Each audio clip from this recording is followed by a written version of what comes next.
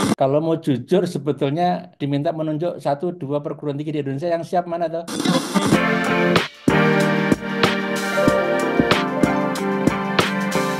Hai sahabat TCID, kalian sedang mendengarkan podcast Suara Akademia. Ngobrol seru isu terkini bareng akademisi. Pemerintah kembali menjadi sorotan Sobat TCID karena setelah 100 hari pemerintahan Prabowo Gibran begitu ya, ada aja isu-isu yang menarik untuk dibahas seperti itu. Kalau misalnya kita ngelihat sosial media ke belakang seminggu gitu ya, gas LPG 3 kg menjadi sorotan, lalu juga tunjangan kinerja dosen sampai hari ini problematikanya masih bergulir begitu. Belum juga kita berbicara hal-hal yang lain seperti makan bergizi gratis, terus juga bagaimana polisi seperti itu ya. There's a lot of things. Belum juga pagar laut, tanah di Papua untuk food estate, semua jadi bahan obrolan begitu dalam beberapa hari terakhir. Dan satu lagi yang sebenarnya menarik tapi tidak lumayan ngangkat gitu di media ya, karena ketutup sama banyak sekali isu yang lebih ngefek ke kehidupan sehari-hari masyarakat, adalah wacana revisi Undang-Undang Minerba yang mengizinkan, ini masih draft begitu ya, atau mungkin wacana gitu yang masih didiskusikan, bahwa universitas akan diberikan izin untuk mengelola tambang. Tahun kemarin kan sebenarnya ada izin ketika organisasi masyarakat keagamaan diberikan izin Ya. tambang begitu ya, dan diskusinya lumayan hangat, dan kali ini di revisi Undang-Undang Minerba itu tuh ada wacana universitas akan diberikan izin untuk mengelola tambang. Well, ini lumayan menarik diskusinya karena kita bisa melihat di media sosial gitu. Ada beberapa universitas yang sudah memberikan statement bahwa akan menerima begitu ya, dan ada beberapa bisa dibilang sih kayak dalam tanda petik kumpulan universitas yang masih ingin membahasnya lebih dahulu dan juga sudah ada yang menolak. Ada argumen bahwa ini tuh akan bisa memajukan universitas secara bisnis dan bisa pengelolaan secara mandiri, tapi juga ada opini yang mengatakan bahwa ini mengancam kebebasan akademik universitas pada akhirnya. We're gonna talk about it di Suara Akademia kali ini, and for this episode, it's such an honor for me karena bisa dibilang ini lumayan spesial ya untuk pembahasan isu kali ini. Kita bakal ngobrol bareng sama Pak Fatul Wahid. Beliau adalah rektor dari Universitas Islam Indonesia. Halo Pak Fatul, apa kabar Pak? Kabar baik, Mas Muammar. Assalamualaikum warahmatullahi wabarakatuh. Waalaikumsalam warahmatullahi wabarakatuh. Pak Fatul, mungkin kita langsung aja nih ya Pak ya, buat ngobrol di kali ini Pak. Ketika akhirnya em, universitas gitu masuk dalam target gitu ya, masuk dalam radar untuk memberikan apa, untuk mendapatkan izin tambang nih Pak dari pemerintah di draft revisi Undang-Undang Minerba. Pak Fatul, as a person gitu, gimana yang pertama kali ngedenger ini Pak? Ya, sebenarnya kaget. Kok Hmm, tiba-tiba ada gagasan luar biasa itu kan.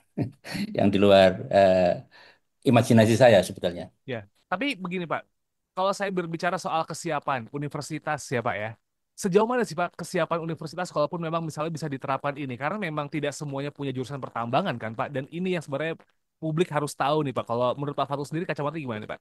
Yang pertama yang perlu dilihat Mas Muammar sebelum ke sana, dan pemerintah memposisikan dirinya terkait dengan tanggung jawabnya untuk menyederhanakan kehidupan bangsa, yang salah Hmm, satunya adalah memberikan layanan pendidikan tinggi itu seperti apa. Itu yang pertama.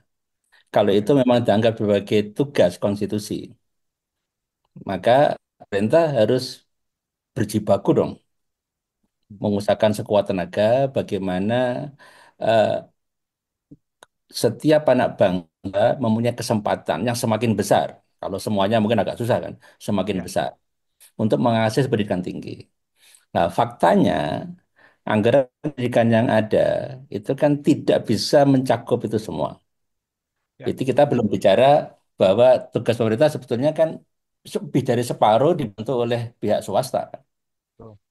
Lebih dari separuh. Karena kalau kita lihat angka partisipasi kasar saja misalnya, kalau PTS tidak dimasukkan, itu baru sekitar 15% lah.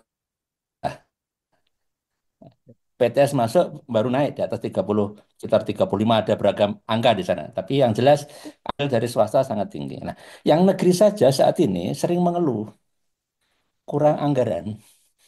Nah, ketika gagasan konsesi untuk pengelolaan tambang ini diberikan, itu sebetulnya apakah patut kita Mm-mm. duga bahwa ada semacam apa kebijakan yang Iya. lepas tangan gitu Mas Muhammad. Tidak mencoba menyanggar yang lebih besar untuk memberikan layanan pendidikan tinggi, tapi justru mempersilahkan perguruan tinggi untuk mengusahakan. Nah, salah satunya dikasih permen yang namanya itu bank. Nah, ini dari sisi filosofi kan bisa bermasalah ya, bermasalah. Nah, belum lagi kita bisa lanjutkan diskusinya. Nah, kalau itu katakanlah dianggap sebagai upaya untuk meningkatkan kapasitas anggaran perguruan tinggi, terutama negeri, paling tidak seperti itu, apa harus tambang? Nah, itu kan juga perlu penjelasan yang agak agak lebih detail itu. Kenapa tidak bisnis lain yang tidak kontroversial, tidak ekstraktif misalnya? Nah, itu juga isu lain. Jadi saya sampai hari ini belum bisa mencerna alasan yang berkembang selama ini, termasuk yang dikemukakan oleh para anggota DPR terhormat itu. Tapi realistis nggak ya Pak ya untuk diterapkan begitu? Kalau mau jujur, sebetulnya kalau Mas Mamar diminta menunjuk satu dua perguruan tinggi di Indonesia yang siap mana tuh? Tidak ada yang siap kayaknya Pak ya. Nah, kan siap dari banyak sisi kan ya. Betul. Mulai dari permodalan, saya juga nggak yakin itu ada. Kemudian sumber daya manusia, dipastikan ini harus membuat semacam organisasi besar, kira seperti itu. Nah, Hmm. ketika itu terkait dengan permodalan, mau uang dari siapa? Uangnya sendiri, saya kok nggak yakin ada lah. Investasi, nanti yang diuntungkan malah para cukong itu. Nah, jadi banyak alasan yang saya belum ketemu jawabannya, Mas Mamar. Di sampai hari saya lebih banyak menemukan alasan untuk menolak I sampai see. hari ini. Ya.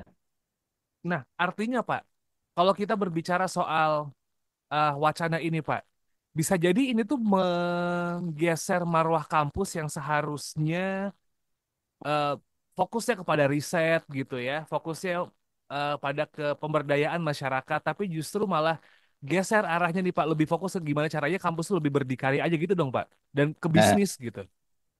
satu, sampai hari ini kan pekerjaan rumah kampus-kampus di Indonesia masih banyak sekali, masih sangat panjang daftarnya Mas Amar. Ya, Dan itu memerlukan perhatian yang luar biasa, perlu energi yang ekstra, kira-kira seperti itu. Nah, ketika pekerjaan rumah masih menumpuk seperti itu, kita kalah bersaing dengan perguruan tinggi di negara-negara lain misalnya. Nah, tapi tiba-tiba diberikan mainan yang saya yakin itu akan juga membocorkan energi yang seharusnya tidak perlu. Kenapa misalnya? Kalau itu memang pemerintah menganggap perguruan tinggi, pendidikan tinggi itu mempunyai posisi yang strategis untuk memajukan Indonesia, menyiapkan anak-anak bangsa menjadi aktor-aktor peradaban masa depan misalnya. Mengapa nggak diupayakan dengan cara yang lain tanpa mengalihkan perhatiannya? Nah, ini kira-kira secara secara tidak sangat luar biasa rumit aktualisasinya kan itu sederhana bisa I see. dipahami kan ya. Nah, Ya. Pak Fatul, terus juga banyak yang mengkhawatirkan soal arah penelitian kampus nih Pak. Ketika akhirnya kampus banyak yang menerima gitu, bakal geser juga dong Pak otomatis paradigmanya buat penelitian. Oh, kita fokus ke tambang aja, ke ekstraktif aja gitu. Atau mungkin kampus-kampus yang belum punya jurusan pertambangan, waktunya berlomba-lomba kita buka jurusan pertambangan supaya kita dapat konsesi berikutnya Ya, gitu Pak. Gimana nih? ya, satu pertama kita harus lihat bahwa riset itu tidak hanya untuk riset. Riset kan untuk Ya, kebermanfaatan ya. Nah, tingkat kebermanfaatan ini kan bisa sangat beragam. Kalau kita katakanlah kayak dengan tambang, bisa di riset bagaimana sih supaya pertambangan ini bisa ramah lingkungan misalnya. hmm, Tidak meninggalkan masalah dengan warga lokal. Bagaimana sih rehabilitasinya itu bisa dipastikan. Misalnya kan banyak hal yang bisa diriset. ya. Nah, jadi untuk memberikan masukan bagaimana menjadikan industri yang sebetulnya ini pilihan terakhir kira-kira seperti itu tetap bisa dijalankan, tapi tetap mengindahkan koridor etika, kesadaran akan banyak hal lingkungan, warga lokal dan lain-lain ini eh, bisa bisa bisa dijalankan dengan baik. Ya. Nah, kita sekarang bergeser nih Pak Fatul. Kalau berbicara soal kesiapan, memang sepertinya belum ada yang siap karena untuk permodalan, iya kita berbicara soal modal ya. Kalau bisa kita menganggap ini bisnis, itu butuh uang yang sangat besar begitu. Betul. Kita berbicara soal kebebasan akademik nih Pak. Ada Nah, ada arah diskusi yang menunjukkan bahwa ketika pemerintah memberikan izin konsesi tambang, ini merupakan upaya untuk menyetir supaya kampus enggak berisik lagi. Ada Ya, ada diskusi di Twitter yang saya baca, saya lupa, mungkin akun ya, anonim atau mungkin personal, yang mengatakan bahwa ada ketakutan terjadi noise seperti pada proses pemilu kemarin gitu Pak. Karena ya, banyak kampus yang speak up begitu. ya, ya. Pak Fatul melihat dinamika ini gimana Pak? Eh, itu sangat bisa dipahami. Hmm. Dan saya termasuk yang curiga. Artinya apa? Ketika kampus itu diberikan fasilitas, fasilitas negara ke kampus sebetulnya kan menjadi obligasi moral, gitu. Ya. Bukan sebagai semacam hadiah yang itu kemudian yang diberikan merasa berhutang budi kan. Hmm. Nah, saya khawatir kalau terjadi banyak kampus yang akhirnya terkooptasi karena merasa hutang budi, karena menjadi tergantung. Nah, ketika orang tergantung, kita bisa diskusikan beragam skenario di belakangnya kan. Ya. Karena ada risiko-risiko yang eh, apa turunannya, dan itu saya khawatir sampai ujungnya nanti kampus menjadi sakit gigi. Oke. Nah, kalau sakit gigi kan biasanya susah bersuara kan ya. Ya betul. Itu. Ya itu kekhawatiran yang bisa apa yang bisa dipahami, dan kita punya punya punya apa ya cermin lah masa lalu. Entitas anak bangsa yang diberikan izin tambang kan akhirnya terbukti kan Betul. sudah agak parau suaranya kira-kira itu. Tapi berbicara begini nih Pak, anggaplah memang di draft revisi Undang-Undang Minerba ini tuh akhirnya ketok palunya em, universitas diizinkan Ya, untuk mengajukan konsesi begitu Pak. Ini betul. kan kayaknya arah-arahnya mau digiring ke sana kan. Bahkan Ya, ya, em, salah satu menteri juga ada yang bilang coba dilihat dulu niat baiknya begitu. ya, ya, Inisial B ya ya, untuk ya, menterinya. ya. Em, Kalau misalnya kita berbicara soal independensi nih Pak Fatul, Ya, kalau memang ini akhirnya jalan, sangat sulit dong Pak. Akhirnya kita bisa menyeimbangkan begitu bagaimana akhirnya tanggung jawab moral dan juga independensi kampus begitu Pak. Karena kan ini harus balance ya. Kalau misalnya kampus nggak bisa ngebuat ini balance, terus siapa lagi yang bisa dipercaya gitu Pak? How to make ya. it balance? Pak Fatul mungkin punya sudut pandang bisa nyeimbangin ini nggak Pak? Baik, pertama apa yang kami suarakan ini sebuah ikhtiar Mas Muhammad, Mhm. untuk memberikan narasi tandingan seperti itu.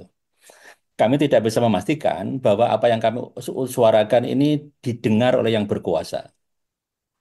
Bisa jadi keputusan tetap saja memberikan konsesi ke kampus dengan prioritas.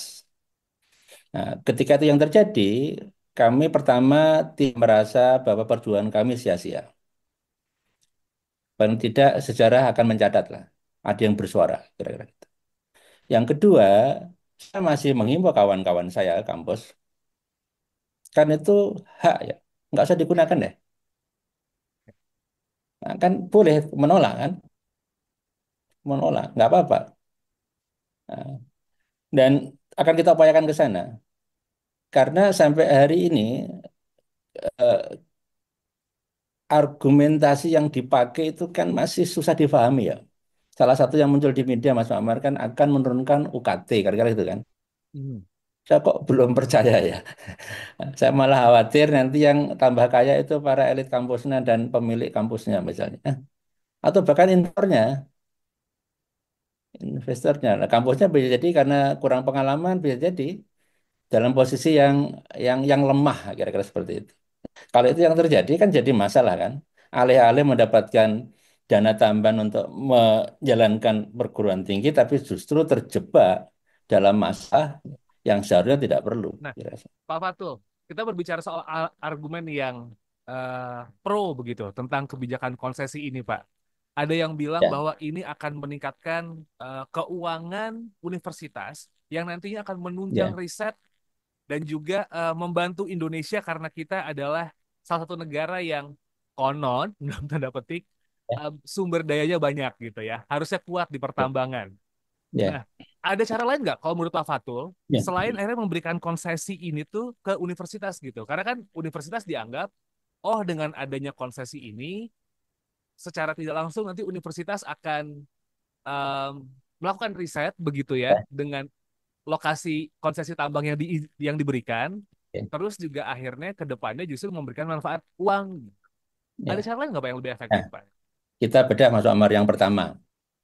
Kalau usaha atau bisnis yang dilakukan universitas itu memang betul-betul membantu, Hmm, hari ini banyak perguruan tinggi yang mengklaim dirinya punya banyak bisnis. Betul nggak? betul. Hasil bisnisnya untuk riset. Betul nggak? UKT-nya turun. Nggak juga sampai hari ini.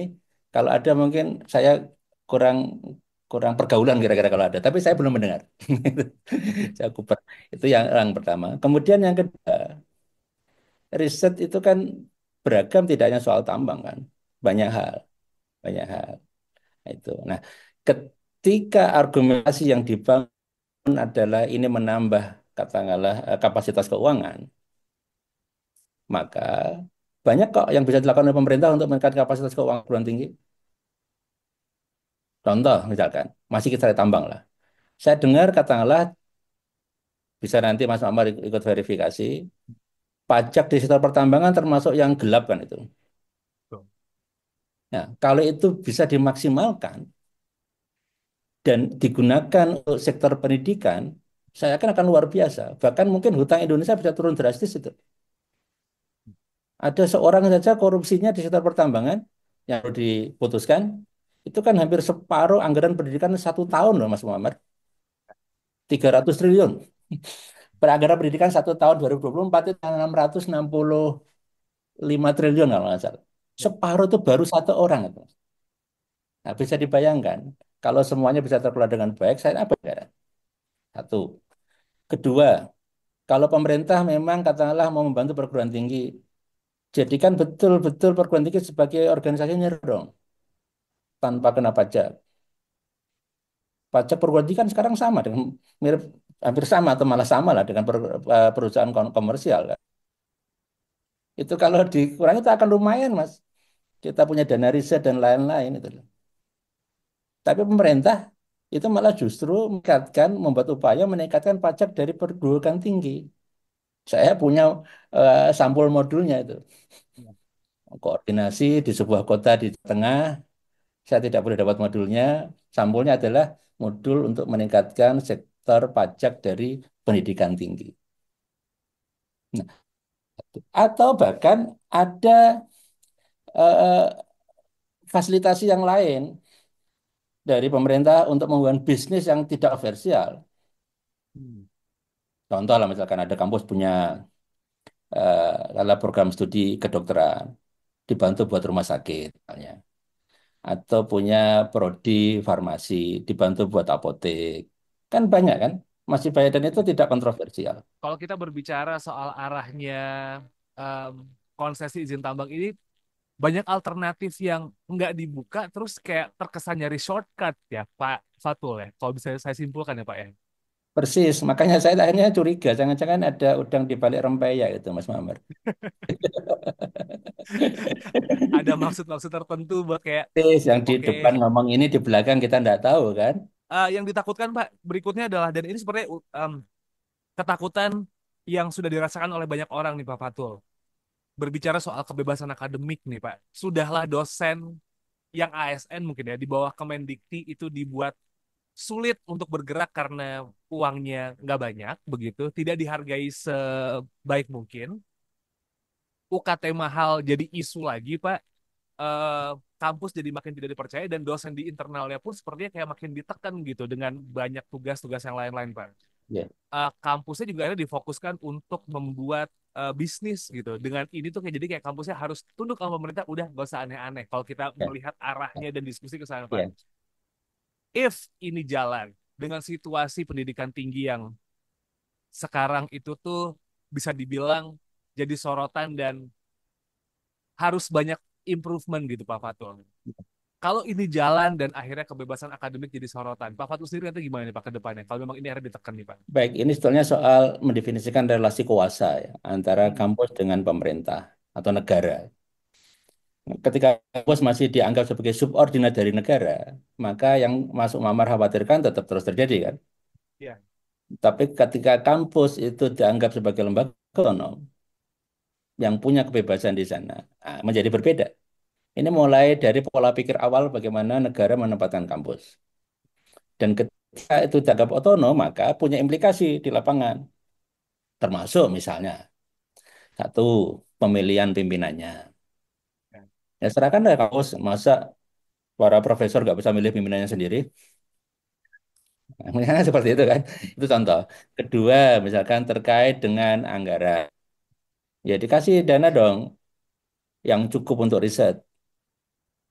Nah, sehingga fokus pada riset, tidak fokus pada hal lain gitu. Nah, mencari dana riset kan tidak selalu mudah juga kan. Tidak selalu Betul. mudah juga. Nah, hingga fokus untuk mengembangkan risetnya, meningkatkan kualitas artefak akademiknya, dan lain-lain. Dan nanti implikasinya adalah kepada kualitas pembelajaran, kualitas lulusan, dan lain-lain. Kan punya implikasi panjang. Gitu. Jadi pertama adalah perlu menegaskan posisi kampus terhadap negara. Ini perlu dibingkai ulang.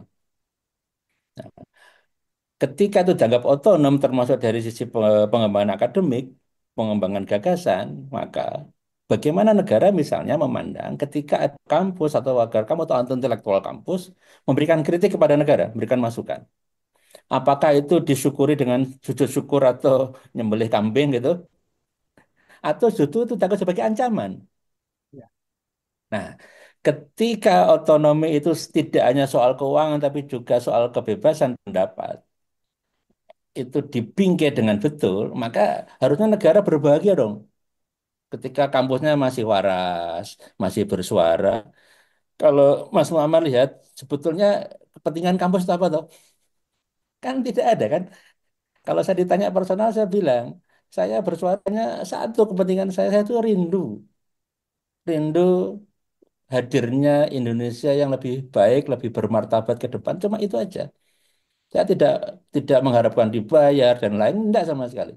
Nah, tidak ada alasan lah untuk mencurigai kampus punya kepentingan macam-macam.